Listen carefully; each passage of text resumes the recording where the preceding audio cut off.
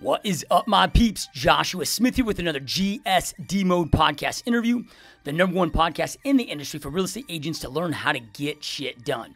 Make sure to check us out at www.gsdmode.com to check out other GSD Mode podcast interviews and other additional free content, free webinar trainings, and more epic content that I'm always putting out there to help real estate agents like you crush your real estate goals. Just a few quick plugs before we begin. If you are a driven real estate agent that has big goals, big dreams, and want to create greatness, then check out my personal mentorship coaching program at www.90daymastery.com, where you can see how it works, what you can expect, see a ton of testimonials about the massive success other realtors just like yourself have experienced with the program, and learn why thousands and thousands of real estate agents have decided to join my personal coaching program to help them change their business and life forever. All right, so as real estate agents, hands down, by far, the #1 most important tool in our real estate business is our CRM. If you want to use the exact same website and CRM I use that provides you with all my personal follow-up drips that allows my team to generate thousands of leads each and every month and close 2+ homes every single day, check us out at www.perfectstormnow.com to see the best, most effective, and affordable website CRM system on the planet. If you are going to sign up, make sure to go to perfectstormgsd.com. You want to make sure that you go there to register, perfectstormgsd.com, where you can get the registration fee waived and only pay $199 a month. One last quick thing. Your support truly means a lot. If you find these interviews and any other GSD Mode content powerful, please make sure to share it with anyone that you feel can benefit from this content. All right, it is time to jump on into today's GSD Mode podcast interview.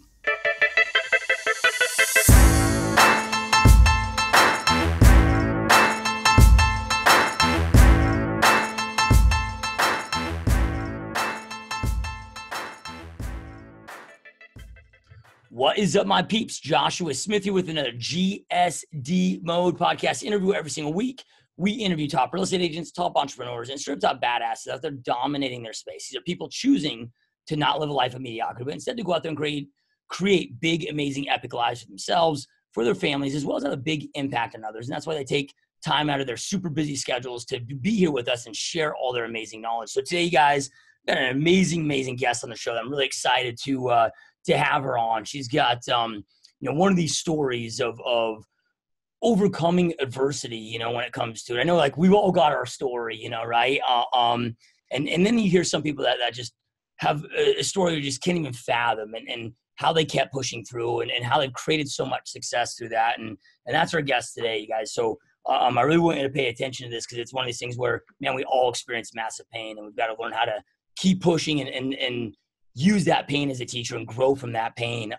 So our guest today, you guys, is real estate agent team leader, has closed over 3,800 transactions in her real estate career. Last year, her and her team did over 700 transactions. So mega producer, one of the top real estate agents on the planet, as well as a mother to 3 children. Yep. And as I said, you guys, what's that?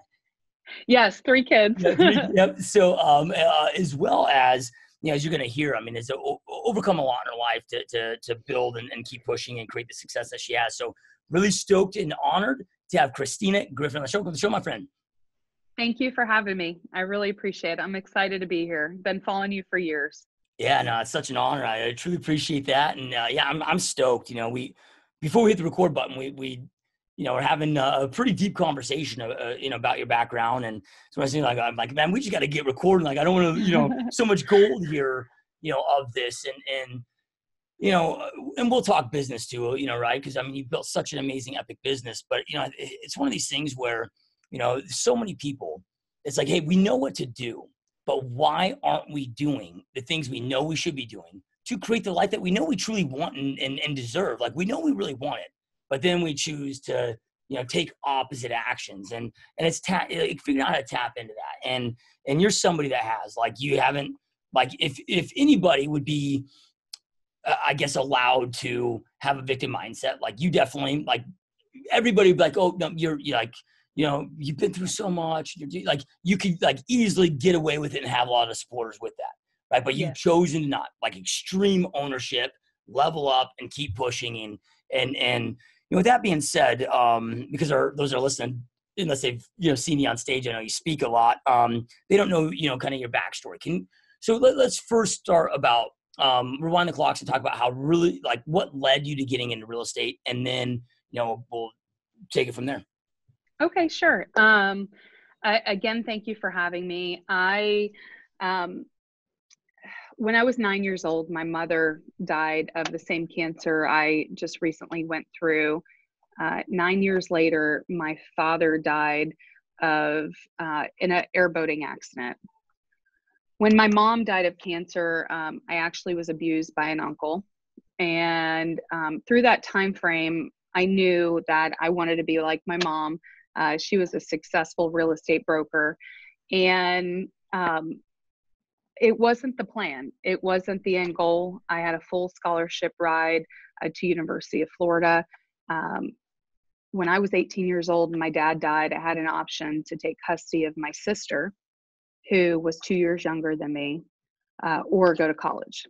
And the option was for her to stay with a grandmother.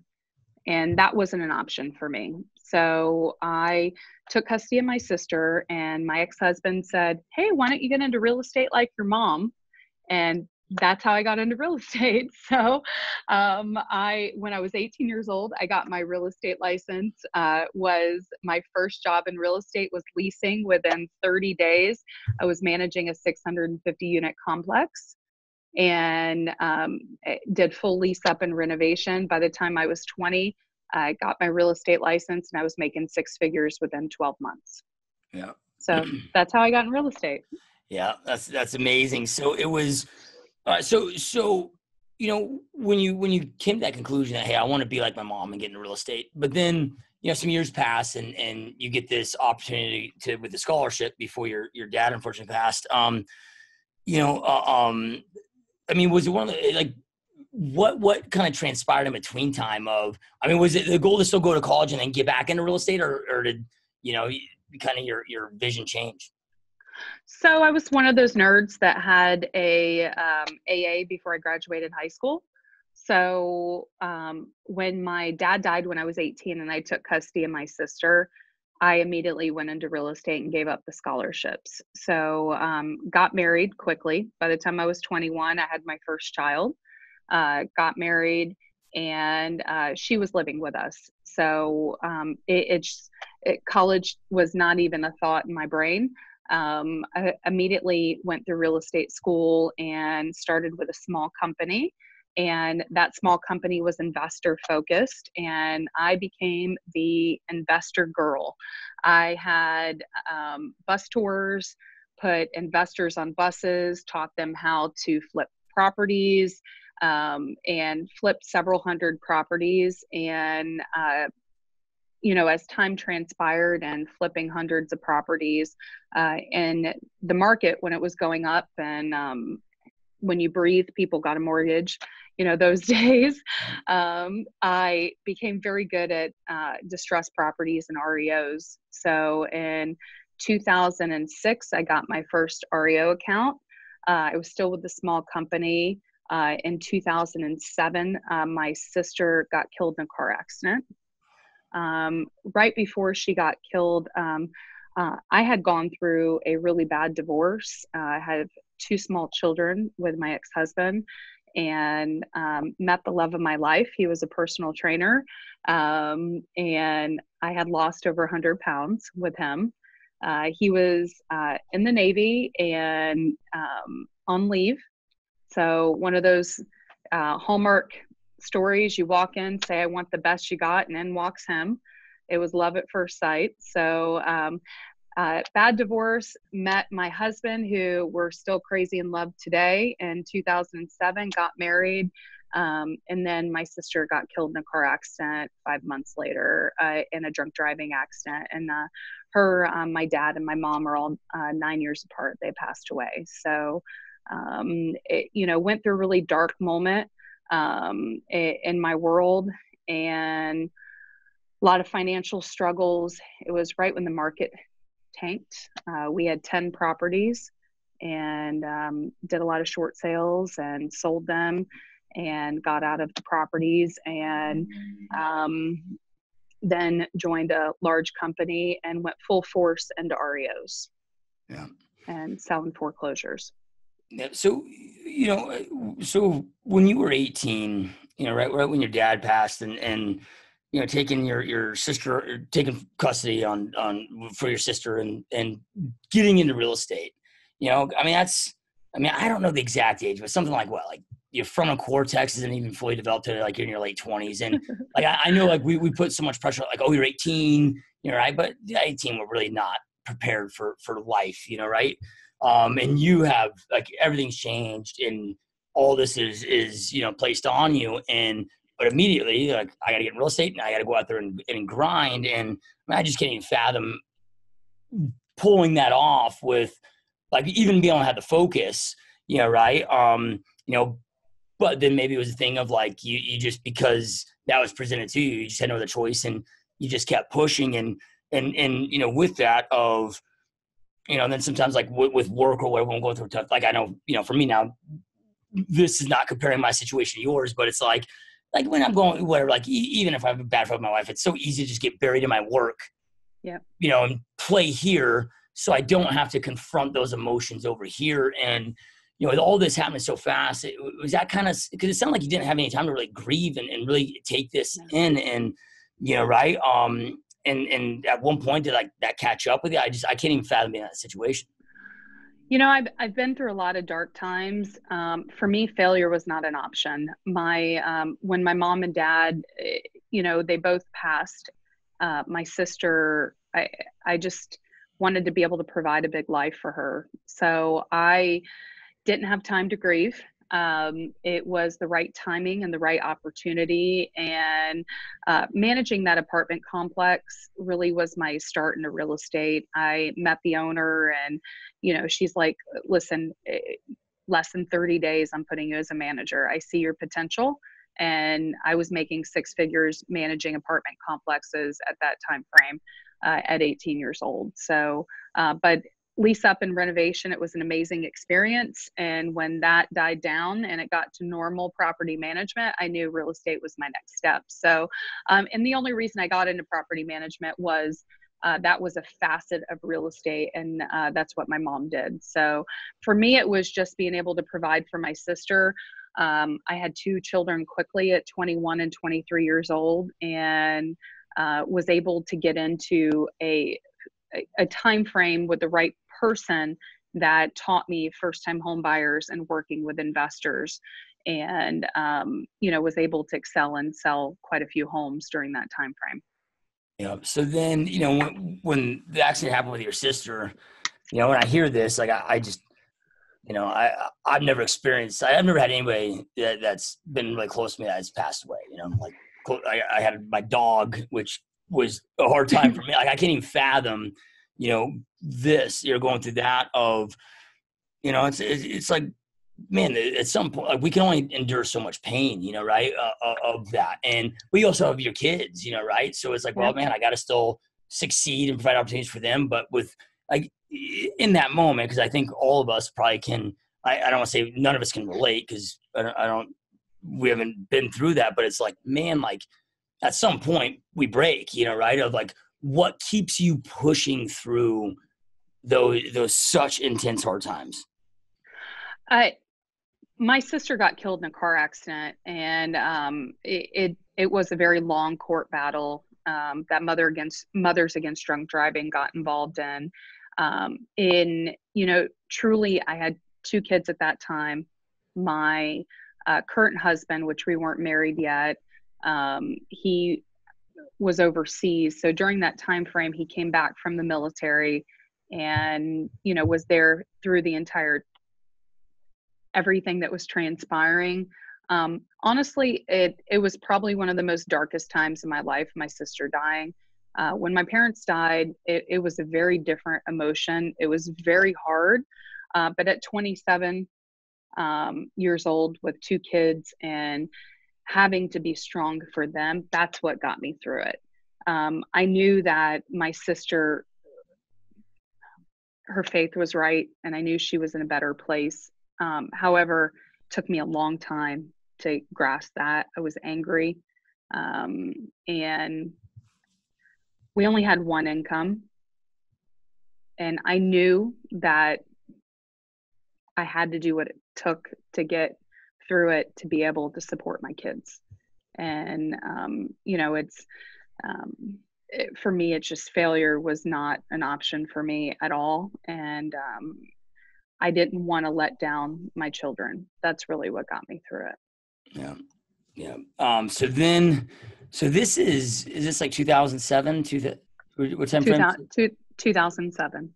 So then to add to the mix, yeah, right. Then, like we all know what happened then. I mean, it was, and you were like, because I'm in Phoenix, so we're both in like similar markets. And most agents today, they don't know anything other than this second longest bull market in recorded history that they experienced. Like they don't, it's like overnight. I mean, Florida, values dropped like 85%. Like it was insane. Right? Of with that.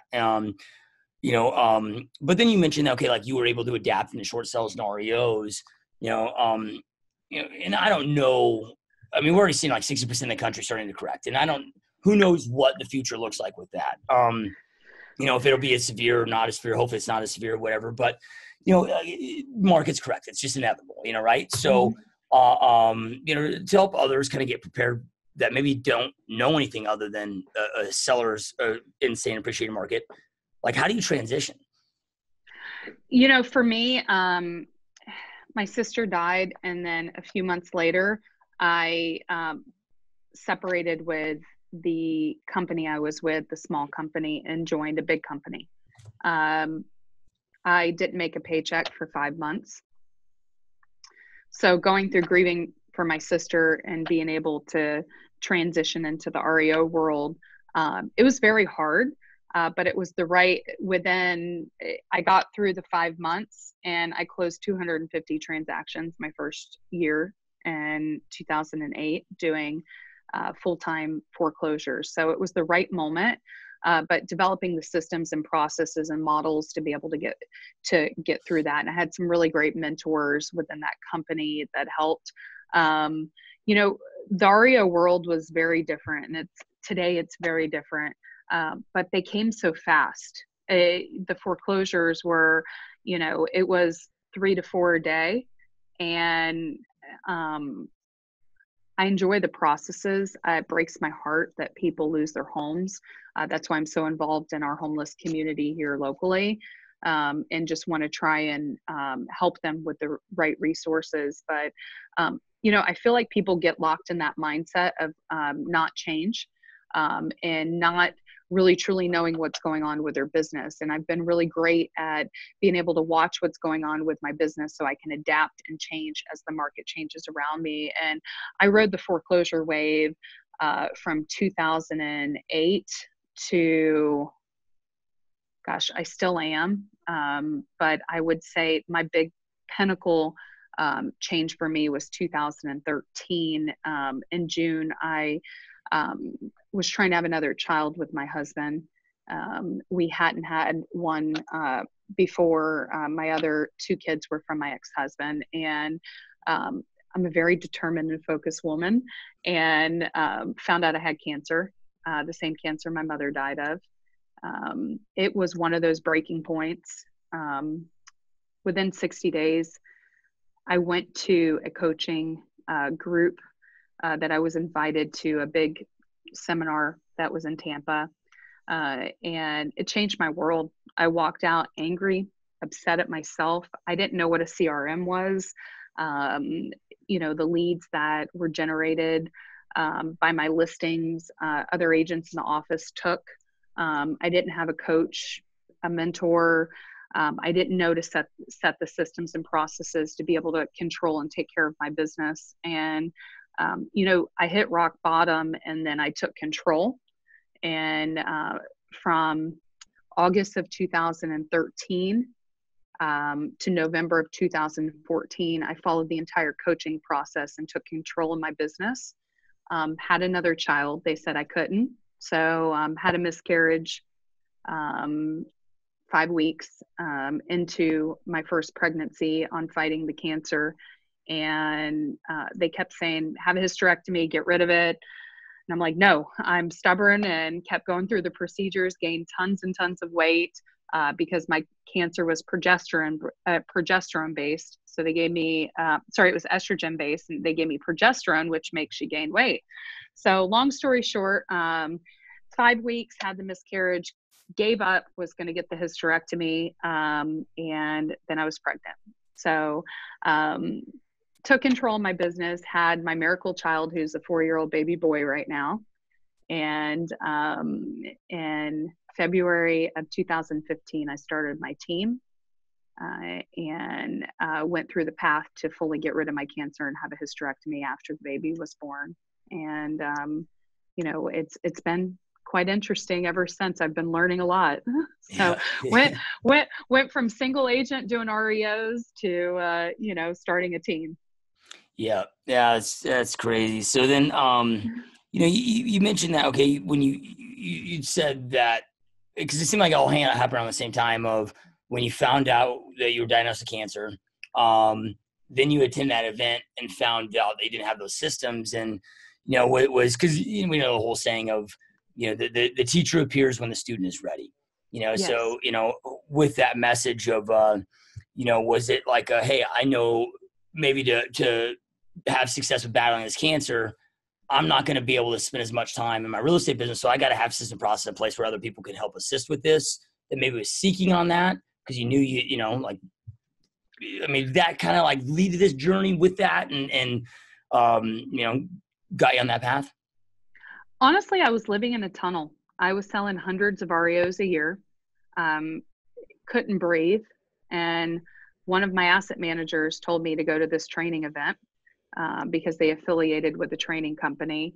And I was the good little REO agent that went to the training event, and it changed my world. So I immediately plugged into coaching, and I'm a systems and process person. So I followed the entire to the T coaching plan and model. And I truly believe with the right support, you can do anything. And I didn't allow myself to be subjected to those opportunities because I guess I was blessed. I was selling hundreds of properties a year and just naive and thought that, it was going to continue to happen. So I was very lucky to really open my mind at the right time before the market changed and the REO inventory went down.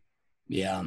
Because my market was very similar in Phoenix where, all the kings and queens of real estate that were the, mega traditional agents when the market crashed, all of a sudden they disappeared, right? And then because they weren't able to adapt and shift and change, like you talked about, the importance of being able to change,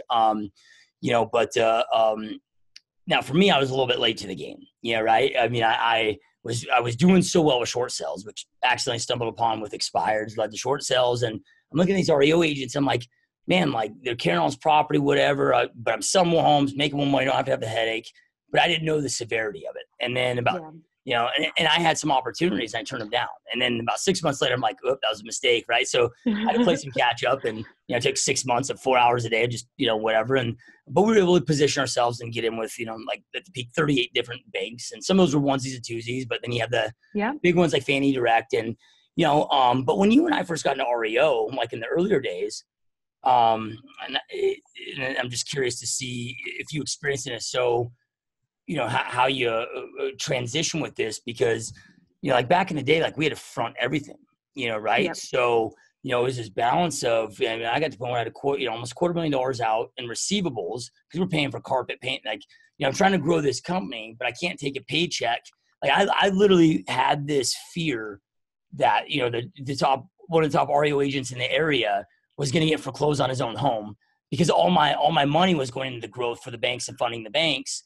I'm taking out credit card advances, right, just to pay my bills. And I was an agent closing 500 deals a year that was broke, right? And that turned around and you started getting the money back and it started getting good. But because then lines of credit were shut off. Like there was really no options. Luckily I had a couple $100,000 in the bank, but like that was a tough time. And then they changed that strategies, with that. But, initially, like, it was a lot to manage, like what was that like for you and how did you transition? Well, I'm blessed. Being in the investor world, one of the top REO agents in the Tampa Bay market, she was the first person I thought of when separated from the small company. And she already had the infrastructure in place where she had multiple REO agents that were in her office. And we paid into, I guess you can say, a kitty, like every single transaction we paid into it to float the REOs. So she handled that for probably the first year, handling the billing, fronting everything, including the accounts, the bonds and things like that for utilities. And then when she decided I am going to retire, another gentleman took it over who's an amazing guy. So for 10 years with the company that I was previously with, he handled all of the management of all of the invoices. So I'd have a lot of sleepless nights if it wasn't for the fact that we started that in the beginning. Yeah. It's because when you said that, it was years into REO, so 100 properties, and then it was the event that opened your eyes to the processes. Like one of the biggest blessings I would say that REO was for me was I had no assisted processes before. Yep. Now I had to self-manage all that stuff and build my own team to do all that stuff, but it forced me very quickly to get really good at assisted processes, and that was a big game changer for me because we had no choice but to, it was a systems process based assembly line business, right? Or you lose a lot of money. Yeah, So. yeah, exactly. Yeah, because it's like you got to front the money for the utilities, right? Yep. And then sometimes after closing, by the time you even, we'd have to run down the city to get the bill just to submit it to them in time to get then we front the money, but then they try to get out of reimbursing the end, but it was good times. It was a lot of learning experience, right? So. Exactly. All right. So then so you go to this event, but you're like, all right, man, I'm going to be the student. They say jump. I'm going to say how high. I'm going to take action, get these systems process dialed in. And you mentioned that was like the kind of a pivotal, point in your career. And I love that you said that because I'm a systems process, I'm yes. a process myself. And, and I always tell people like, dude, systems process will crush talent all day long. I agree. He or she was the best system process that wins this game, period, in business, right? So, kind of talk about, because this is where a lot of agents struggle, right? This is their weak point. They don't like it. But talk about the power that it had as you started putting these in place and what that growth looked like after. Absolutely. So in February of 2015, I started the team. And at that point, I'd say it was an official team. I had multiple people that were around me that were helping service the leads because the REOs generate 10 times as many leads as a Zillow lead or, any of the other paid lead sources. So we started to, for us, the start of, I guess you can say, the systems and processes was the coaching and my outdesk. I was blessed to find my first VA who's still with me today, works 50 hours a week and pretty much rules quite a bit of our world. Right now, after 5 years, I didn't know how to use the CRM. They taught her how to use the CRM. So we started with Top Producer and, had the 5+ people that worked with us, and it grew to 12. And then I told my company, I said, listen, I'm starting a team, whether you like it or not. Had quite a bit of pushback, but we moved forward with starting the team by August of that year. And for me, it was following the coaching plan and, growing the staff and having the right systems in place that when the leads came in, auditing and being able to help hold the agents accountable. And I've learned everything the hard way. And our first year, we sold 506 transactions. Half of them were my foreclosure inventory. The other half was the team. And every year since, we've not doubled in transactions, but in volume and agent count. And most of those agents that were with me in the beginning are also still with me today. So when you break that down, the REO business was a book of business you already had. But yes. At the end of the day, it's still closings, right? And then so essentially you had another couple hundred of traditional team closings or I don't think I've ever met or heard of anybody the first year that they started their team doing a couple hundred deals, right? I mean, that's like, how does that happen? Well, there was a source called Cole Realty Resource that the company I was with gave it to us for free. And I did a lot of experimenting with that on or circle prospecting around our listings. So all of the REO listings, we would let everybody know that the property, we have a hot foreclosure that just came on the market, come to our open house or give us a call. And we'd get hundreds of phone calls. So they all went into the CRM. I purchased an answering service, so I don't have a voicemail. So every single solitary phone call that calls me, calls our signs, our ISAs, anybody, it rolls over to the answering service 24 hours a day. So we call captured everything, and the amount of leads that REOs generated with the Cole Realty on circle prospecting, we just, I was spending less than $1,000 a month on Zillow. In addition to our listings, and we received about 2,000 leads a month. So it was more than what we can handle.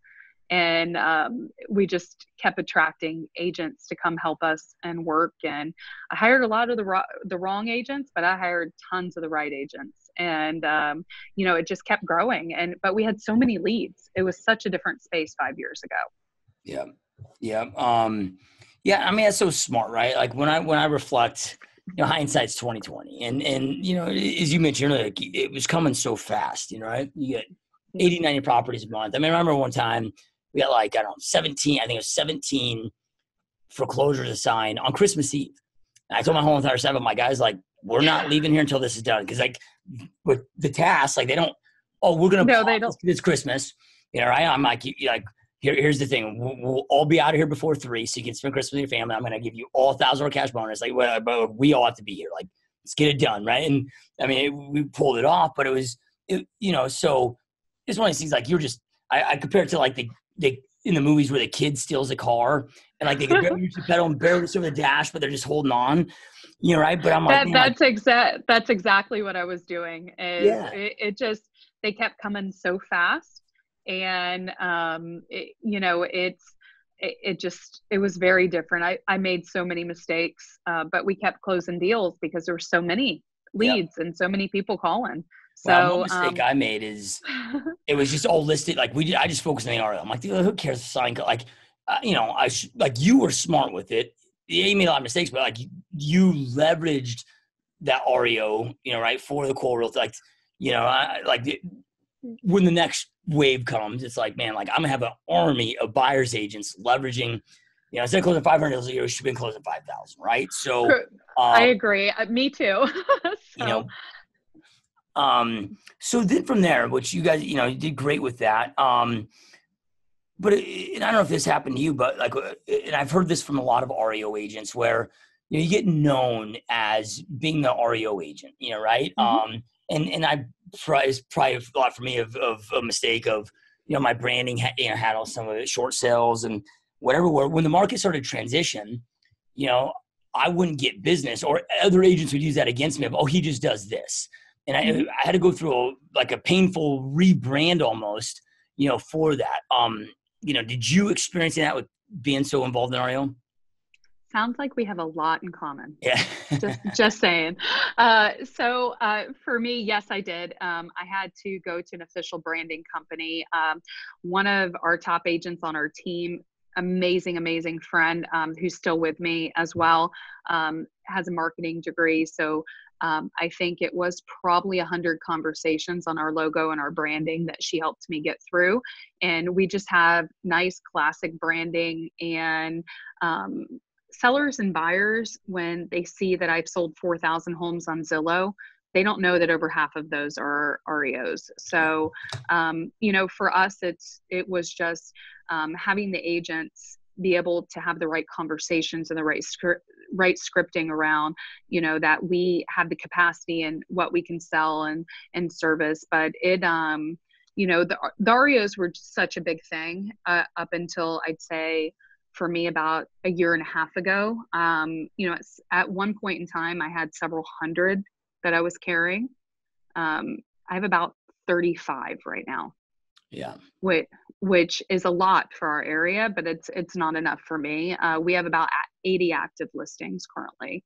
But the market's changing. So it's, we went from 2015, to starting the team. And then I immersed myself into the world of coaching and agents that thought higher and thought they produce to a different level than I did, or the same level, but without the REO involved. So for me, it was a big learning year.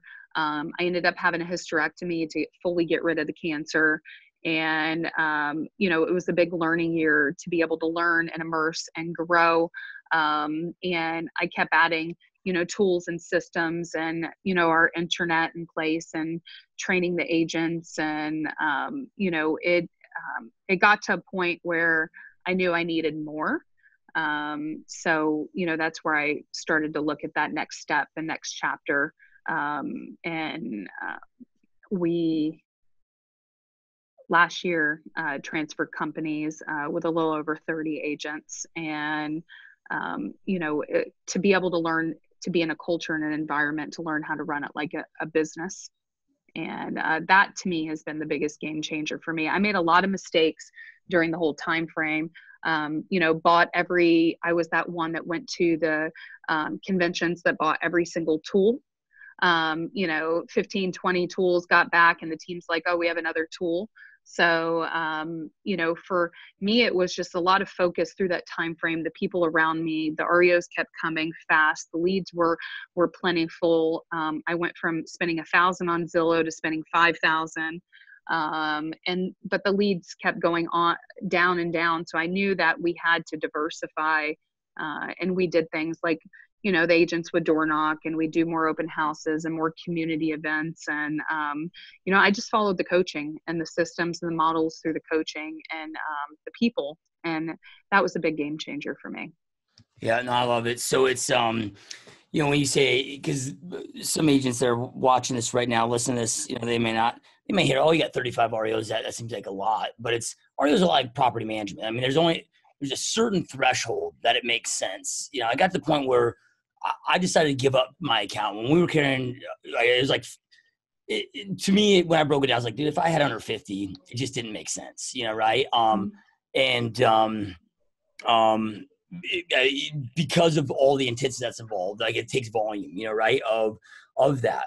But then also with that is that you said the leads that you get per one REO, because everybody wants the discount. Everybody, compared to a regular listing is so much more. So when you talk about, okay, we saw these diminishing and we started making the shifts, but you got to be somebody that really pays attention to what's going on, because it's something you didn't. I mean, most people make this shift like, they wait too long, right? So then they'll have these dips, but you continue to grow, right, with Yes. it. So, can you walk us through, like, what do you pay attention to of, to be able to, because you're kind of like, you remind me of like the Wayne Gretzky quote of, I don't skate to where the puck is, I skate to where it's going.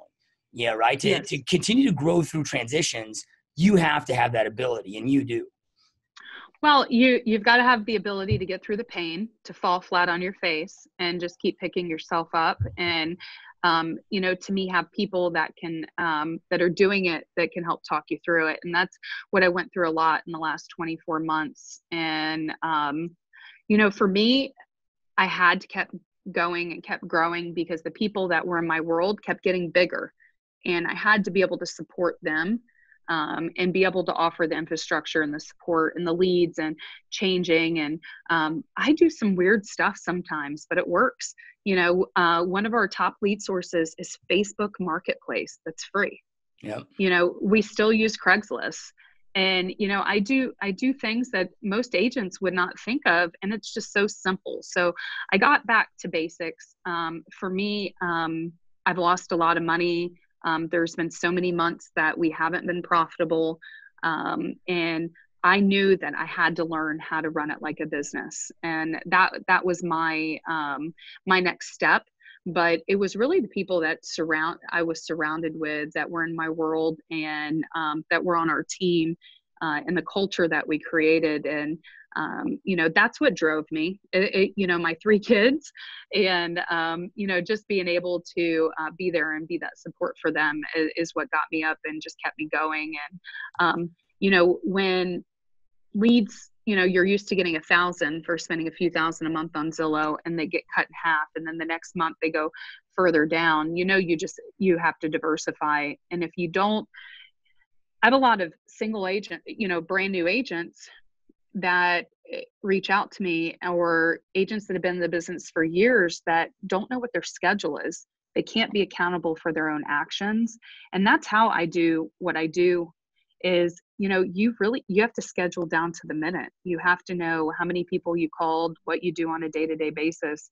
And I feel like that's how I'm able to really see that next step and see what's ahead of me. Yeah.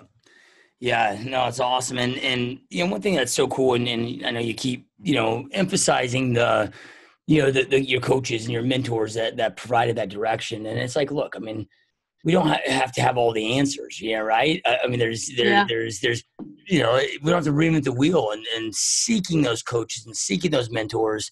I mean, it's so invaluable.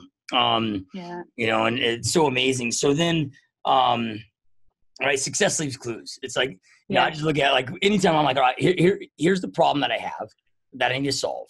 Like, who's the best person on the planet that I can go shadow, mentor, jump on an airplane?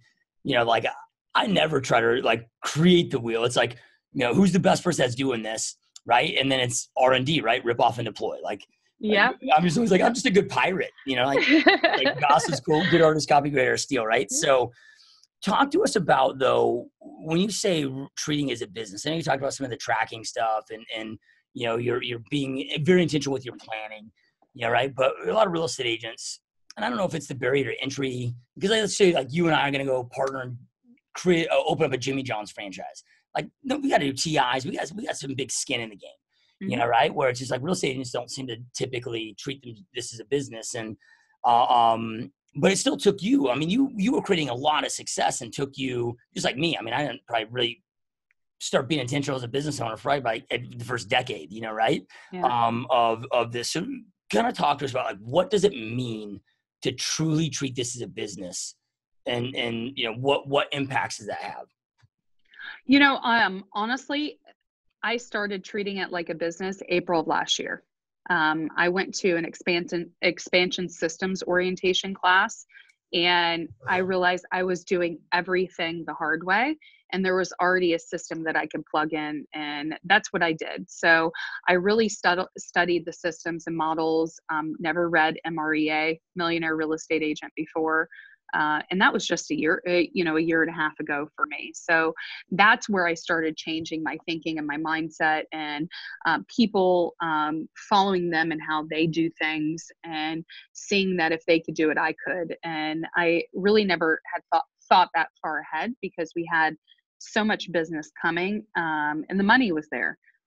But the REO started to go down, and I knew I needed a change. And that's really where my thinking started, on knowing how many leads come in, knowing what's happening with the leads, tracking the leads, auditing the leads, making sure that the agent's following up with them, having the right training and motivation. We've got a team Facebook group that I started years ago. Now we have WhatsApp, different things in place. But a lot of running it like a business really truly started for me, I'd say January this year, with the change of companies, because I got the right people in place. And when you have the who, and the people to help you run your business, it feels more like a business. I have an operations manager, I have a sales manager, a productivity coach that helps train the agents, the right support within the company. And that was really the big thing for me, and the big change. So, and I had, I guess the next part of my story happened in December of last year, when I had known that I needed the change. And I'm sure you know who David Goggins is. He's amazing guy. Just came out with a book. He is went through Navy SEAL training 3 times. His biggest thing is we do not operate at 40% of our potential. And I was telling a friend that walked out of a restaurant in Tampa. He's not from here. And he was power walking to me in a parking lot in Tampa. Biggest, craziest coincidence. I saw him speak at a conference the year before. And I had just said I needed to get gastric sleeve surgery. The doctor said if I didn't want to get checked up every 6 months for cancer, that I needed to be able to have that surgery and then make a change, and literally walked out 3:00 in the afternoon, and he's walking through the parking lot and had a breakdown. And you got to break down sometimes to get up. Had a breakdown, and that's where I made the change. I called, scheduled my surgery. I'm down 110 pounds since December of last year.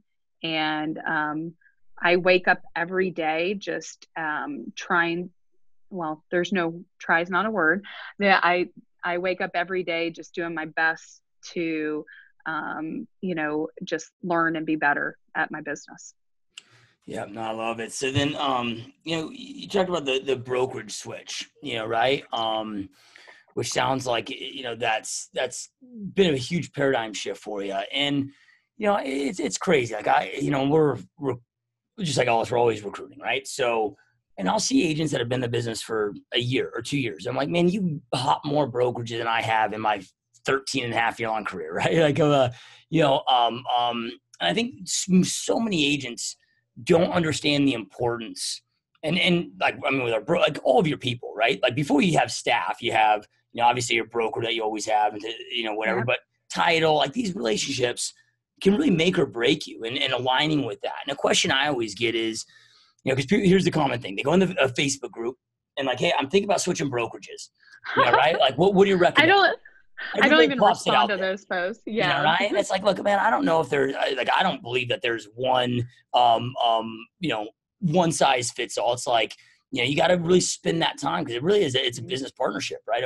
Of who or what is the best environment and set for you to accomplish your goals. And, and dude, agents take it so lightly, right? But it's so critical. It's so important. Mm-hmm. Talk us maybe through of like, how did you get clarity? Because it sounds like it's been the right move, and there's been so much growth, and it's going to get you to where you want to go. Yes.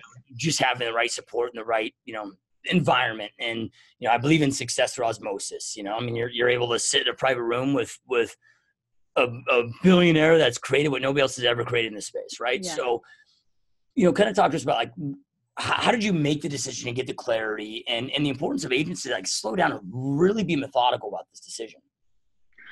For me is I knew that just having my own brokerage or being in one location was not what I wanted, that I went through every pain, death, life event for a reason, and it was to affect others. So this was the platform that allowed me to be able to expand anywhere in the country with a system, and to be in a room of people that truly share absolutely everything, and they support you. And, I was able to jump 100 steps ahead. I didn't have to pay an attorney to create a team agreement. 20 people shared it with me. So being in an environment where people share and I can learn from, that was really what did it for me. So, it's been great so far, and I know I'm in the right place. So we're in 8 different office locations now. And when I moved 10 months ago, we were in 2. Yeah. Yeah. Now it's crazy. So then you talked about like getting the clarity on, what you want to go out there and accomplish, right? Like the impact that you want to make. And, I love the concept of, find your why, find your purpose, but it just seems like 50% of the population, like, that works great for. The other 50%, it almost like messes them up worse. Because yes, they get anxiety of like, I can't find my why and purpose, and they break down because of that. And like, what kind of self-discovery do you go through to gain that and get that clarity? Because more people spend more time today designing the grocery list than their life plan. Yeah, right. And not being intentional. And but then okay, hey, I get this clarity on what I want to do, right? And the impact I want to make. And then what's the best environment for me to make that a reality? For me, it was creating a legacy, and this allowed me to do that and be in an environment I can create a legacy. My biggest fear is dying. With quite supporting reason to be able to have that as a big fear. So I needed to be in an environment that allowed me to create a legacy for my family. So that I'd say that's my why. My why is giving back, being able to be, in an environment that I can grow and grow as big as I want. And the people that are in my world will never outgrow my world. So that really was it for me is creating that legacy piece, and supporting my family is why I did what I did. It hasn't been easy, but I've had a lot of really great support behind it, and I've learned a lot. I've learned a lot, and things like turning in my P&L and being able to use commitment to excellence, things that I never used 10 months ago. It's been like a crash course in business the last 10 months. So.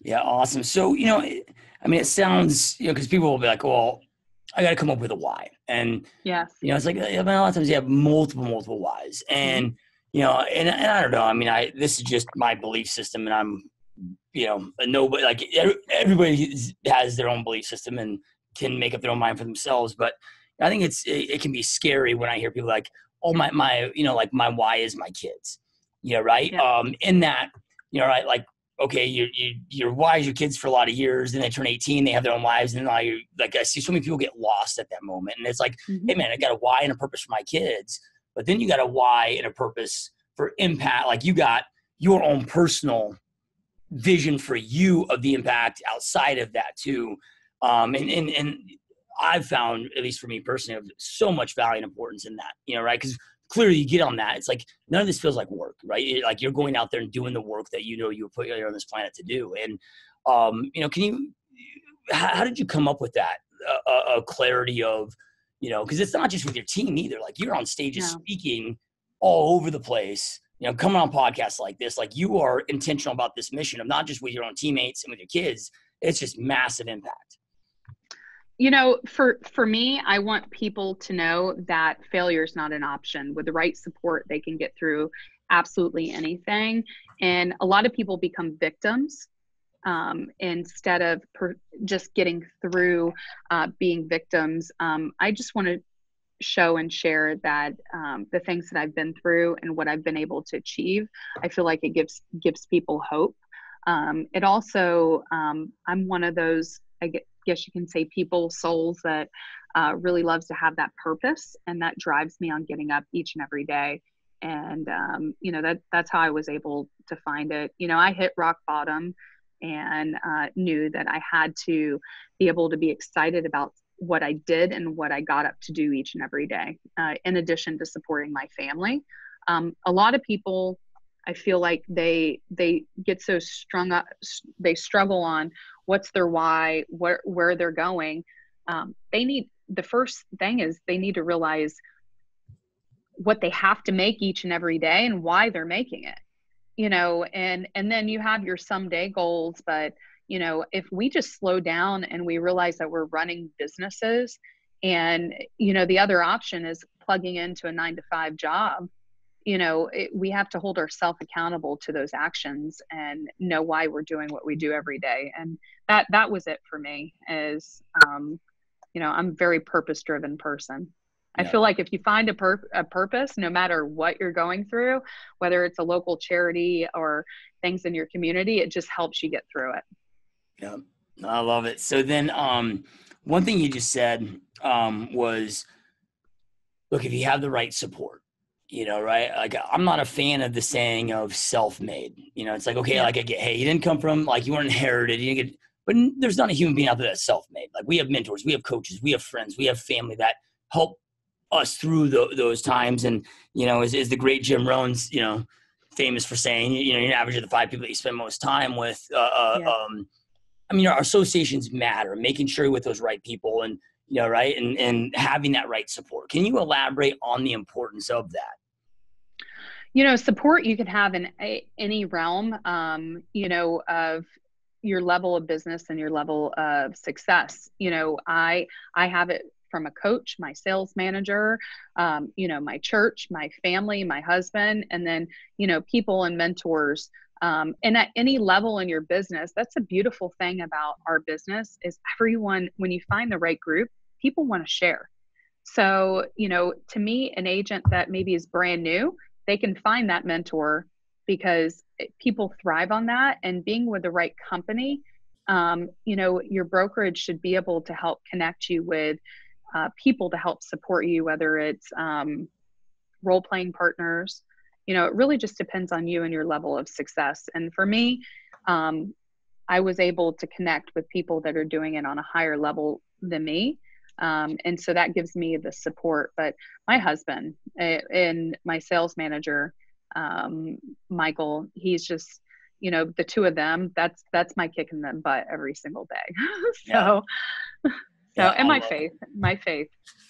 Yeah, no, I love it. So then, I'm going to ask this question just because I get asked it all the time, but I don't know how to answer it, right? Because I'm, like, I know I just said, I don't like this self-made, but I also don't like the saying of, oh, I've been in your shoes. Like, dude, nobody's been in each other's shoes. And like, you can't, like, we all handle every experience based on our previous experiences. And, it's just different for everybody. And, on my team, real estate agents predominantly, women and moms, and same with my coaching clients, I'll get asked of like well, man, I've got this drive to go create this big business, right? But then they might feel this guilt of not being there for their kids. And I got to tell them, I'm like, look, I got in this business 23 years old. I didn't have kids. By the time we started having kids, my wife was able to stay at home. And I'm like, look, I just show up every day and magically I go into my closet, my clothes are there folded. Like I don't, like, it's just like, I have it so easy with,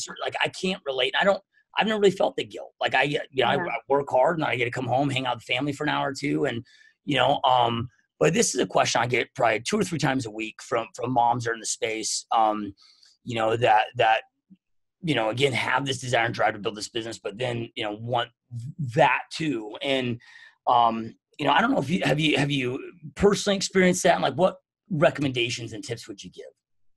It's actually a question I'm asked quite a bit, because I am that one that you see with your kids and you see, on date night, and I'm very immersed with my family. For me, it was getting up early. Stop making excuses.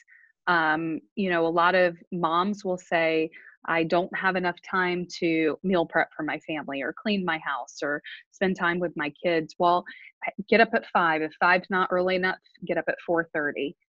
On Sundays, be intentional about your time.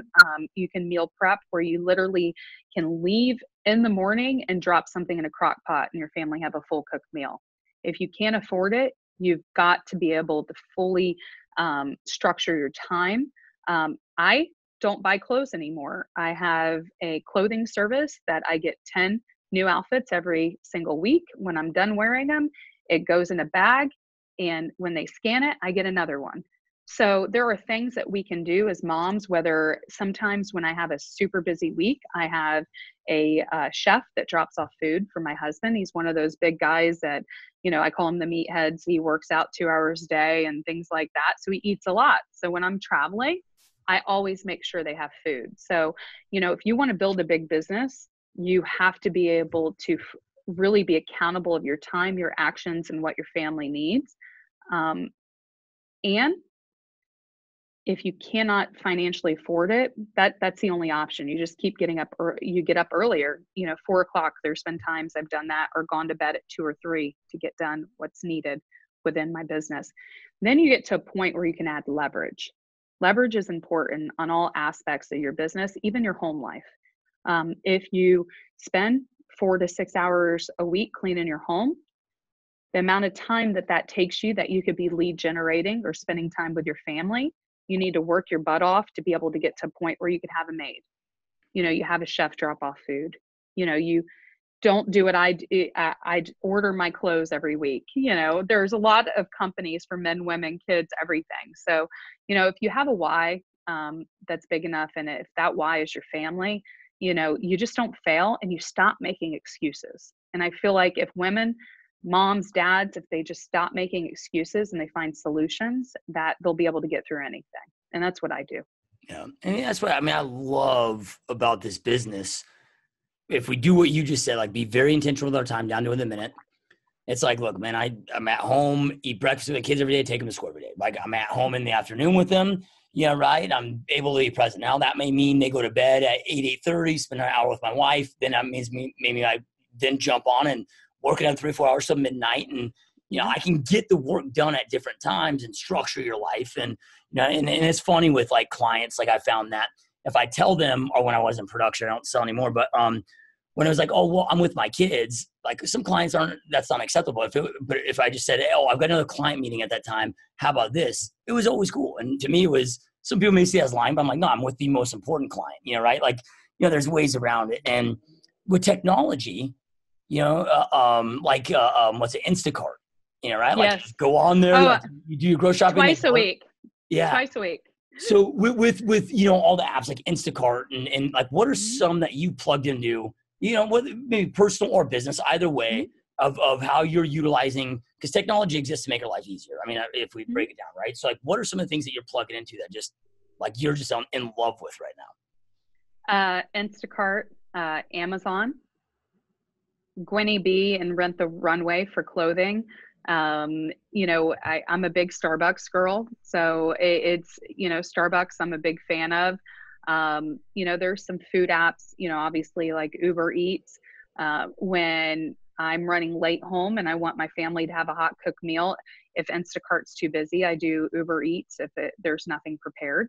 But get creative. Like Instacart, you can send a rotisserie chicken that's fully cooked to your family if you're running late, or Uber Eats. You know, I experiment a lot, but those are the main ones that I use. There's a lot of ones in my work world that allow me to be organized, like our CRM and you know, things like that. But I'd say Instacart's my baby. Yeah, love it. So then when it comes to business, you know, right? Like, I mean, you mentioned your CRM, but is there like any other, you know, something that you're using now, like a Trello or like, you know, what would be your favorite, you know, tool that you've recently discovered that you use in your business that's been a game changer? Send out cards. Yeah. Yeah. So we have the unlimited send out cards. So I think we've done maybe 500 this month that we've sent out. Our CRM, Cold Realty, you know, all of the prospecting type tools. Facebook we use in a big way. WhatsApp is amazing. So we have different, like our listing team, our main team, and you know, different groups within it that all communicate on WhatsApp. My absolute favorite is Voxer. Yeah. So I've got 20 plus of my agents I talk to almost every day. They can never say, oh, you're too busy, I can't get a hold of you. That doesn't happen. So Voxer, we can have full-blown conversations. I don't go to bed until every single one of them's answered.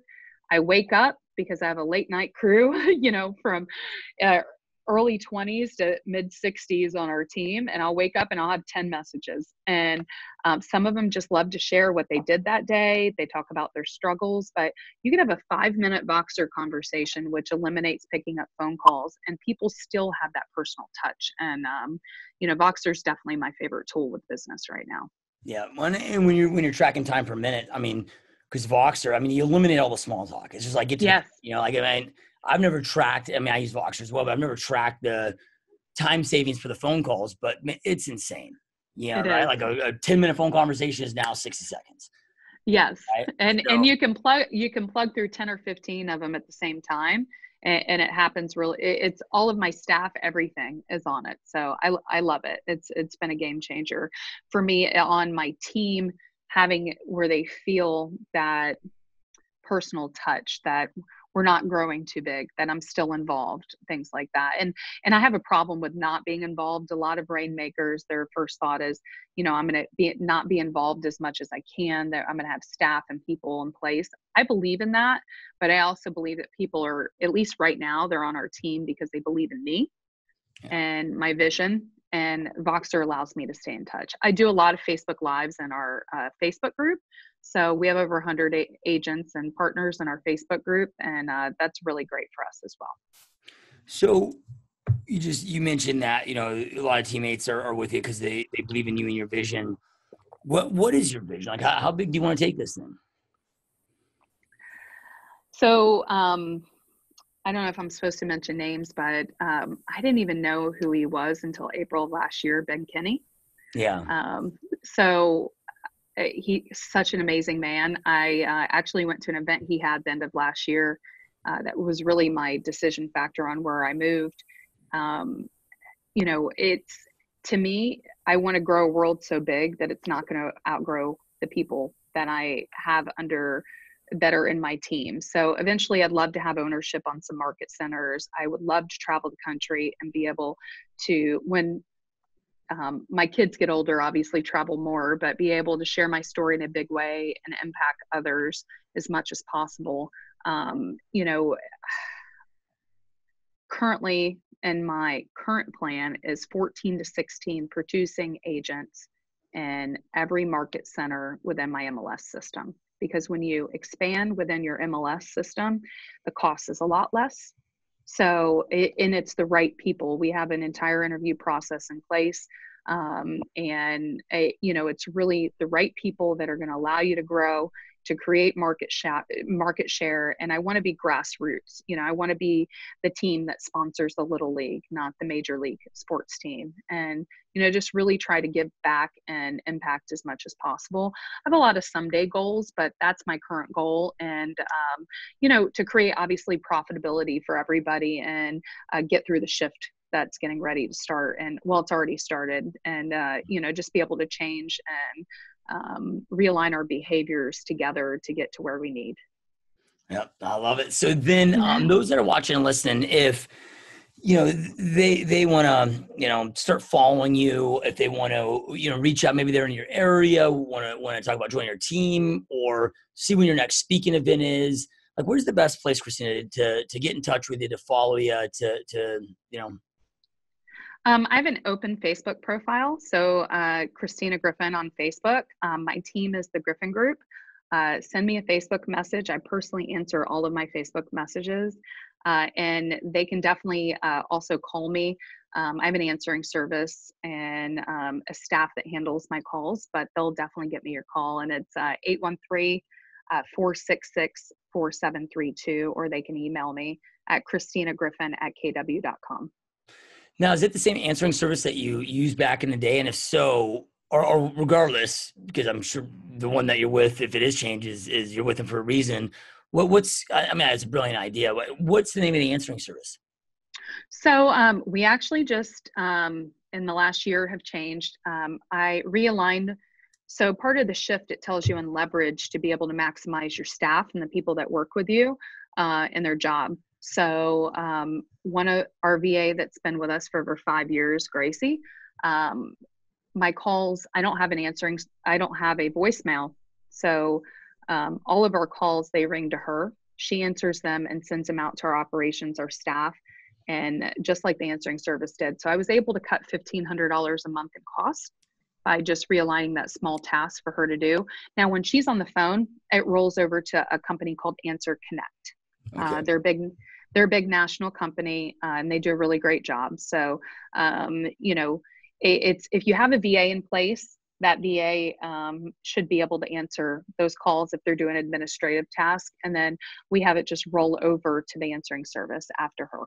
And that's been a big game changer for us. But it allowed me to cut quite a bit of cost by utilizing and realigning her task to have her. We added 10 more hours, and we have her answer the calls. But you always make sure that they don't roll over to voicemail, because you lose a lot of calls. Even there's smaller companies like Pat Live is a great small answering service company if you don't get a lot of calls. But one voicemail that a sign call that goes to a voicemail, you're just going to lose opportunity, and they're going to call another sign. So, it's when somebody calls and they answer and it says, "Thank you for calling the Griffin Group." They will wait longer for somebody to call them back than it would be leaving a voicemail. So I would challenge anybody to check at all their missed calls and see who truly leaves voicemails. And, it's been helpful for us.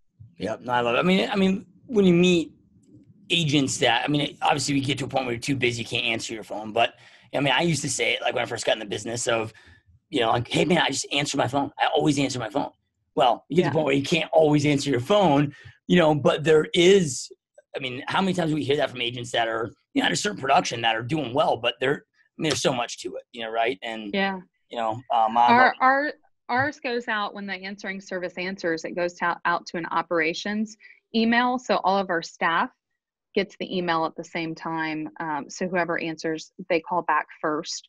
And if I claim and I am able to call back, I respond to them and say, hey guys, I handled this. So for me, it's all about service and staying on top of it as much as possible. Yep. Love it. Love it. All right. So those that are watching and listening, I know I end every podcast with this, but information without implementation truly is a starter delusion. Information isn't power. It's taking that information, taking massive action on it that allows us to go out there and create or give us the power to go out there and create the life that we truly know we want and deserve. And Christina shared so many amazing pieces of advice with you guys.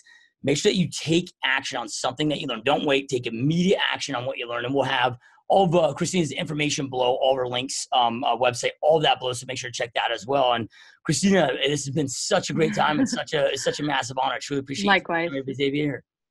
Thank you. Same here. Yeah, 100%. All right, you guys, we'll see you next time. Thank you so much.